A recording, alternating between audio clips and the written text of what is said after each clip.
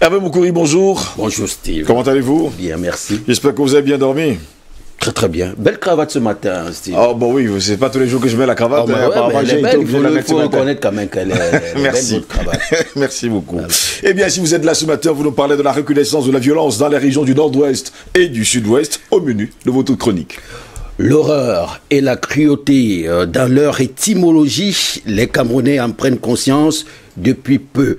À la lumière des vidéos devenues virales sur les réseaux sociaux, des vidéos en provenance des régions du nord-ouest et du sud-ouest qui montrent des actes horribles, insoutenables, des assassinats d'une cruauté bestiale, d'une violence insoutenable, même si on en veut chèrement insemblable. Les assassinats perpétrés ces derniers jours sont sordides et émouvants. Les vidéos sont vraiment effroyables. Qu'est-ce qui peut justifier la recrudescence d'une telle violence? En fait, face à une population qui ne semble plus accorder le moindre crédit à une lutte de plus en plus incertaine, les séparatistes les plus radicaux, pour pérenniser une peur déjà installée, optent pour la méthode la plus horrible en passant un message effroyable sous prétexte, et le prétexte est tout trouvé, la trahison.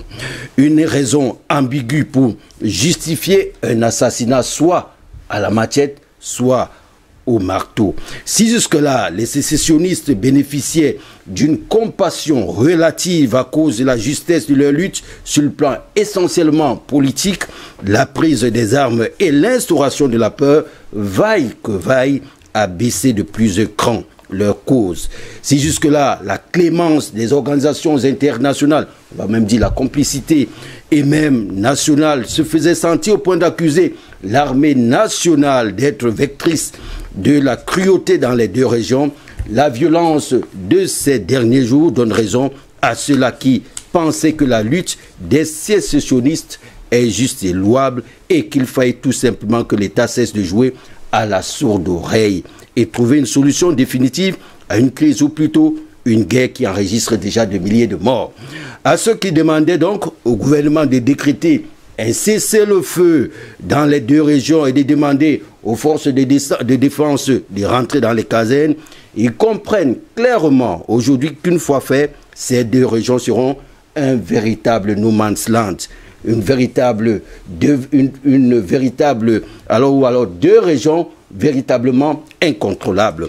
On assisterait à des règlements de comptes incalculables, inimaginables. Toujours est-il qu'en procédant à cette méthode condamnée aussi bien au Cameroun qu'ailleurs, les séparatistes perdent lamentablement le peu de soutien qui leur restait, car une certaine exaspération générale au sein de l'opinion anglophone même, pourtant acquise à la cause au départ, cette opinion anglophone, ajoutée à cette opinion nationale et internationale, condamne ces meurtres à répétition, ces crimes sauvages, déshumanisants, qui ciblent essentiellement la gente féminine. Et c'est bien dommage, qui commence déjà, heureusement, à hausser le ton de ce côté-là, pour exprimer une colère longtemps étouffée, même camouflée. Face à cette recrudescence de la violence dans ces deux régions, on ne va pas qu'interdire l'achat des machettes ou des fers à béton, comme vous le disiez encore tout à l'heure, Steve,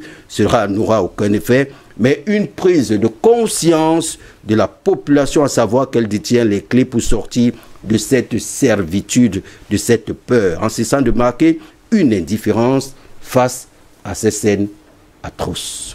Oui, et pendant ce temps, on a suivi le cri des femmes de ce côté-là qui disent non, justement, à cette barbarie, il faut le dire, qu'on a constaté d'ailleurs ces derniers jours sur les réseaux sociaux. Ces hommes, ou alors ces jeunes hommes qui prennent souvent l'initiative de tuer au vu de tout le monde, en filmant d'ailleurs leur barbarie. Une chose que nous ne voulons plus voir dans les prochains jours. Et que ça prenne vraiment fin, parce que ça commence à... Bon, la première fois, on a dit, bon, peut-être c'est les effets de la guerre, mais le fait que ça s'enchaîne, ça commence déjà à montrer que ce n'est plus forcément... Tuer ses propres frères, tuer ses propres sœurs, Je crois que ceux qui étaient, Banakani est dans ce studio, ceux qui étaient contre lui, quand il prenait une certaine position au départ, ils disaient, bon, il raconte des histoires et tout. Aujourd'hui, il lui donne raison. On commence à lui donner raison. Vous voyez, il y a quand même des hommes qui sont des prophètes, hein, des vrais prophètes, en fait. Oui, mais Banakani, il le dira dès tout à l'heure également pour revenir sur le sujet. Il va le confirmer d'ailleurs. Mais il faut le dire, c'est assez atroce. Et l'heure est maintenant que nous tous nous prenons conscience que c'est de plus en plus grave dans ces deux régions. Ce n'est plus forcément la lutte, comme on parle, de sécession et autres, mais ça devient déjà autre chose. Oh, Banakani pourra devenir le Podolin. Ah bah ouais. Bon, tout à fait. Dire ça comme ça. Merci beaucoup d'avoir été là ce matin. Merci, Hervé Moukouri. Il ne faut pas également oublier pour nos téléspectateurs, la guerre n'a qu'un seul vrai héros, la mort. Et la mort se moque bien de la victoire.